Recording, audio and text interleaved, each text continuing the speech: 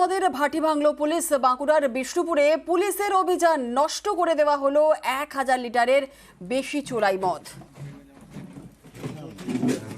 বাঁকুড়ায় বিষ্ণুপুরে পুলিশের অভিযান, চোলাই মদের ভাটি ভাঙল পুলিশ। নষ্ট করা হয়েছে 1000 লিটারের বেশি চোলাই মদ। শুধু তাই নয়, ভাঙা হয়েছে একাধিক মদের ভাটিও। বাঁকুড়া বিষ্ণুপুরের ঘটনা, চোলাই মদের ভাটি ভাঙল পুলিশ।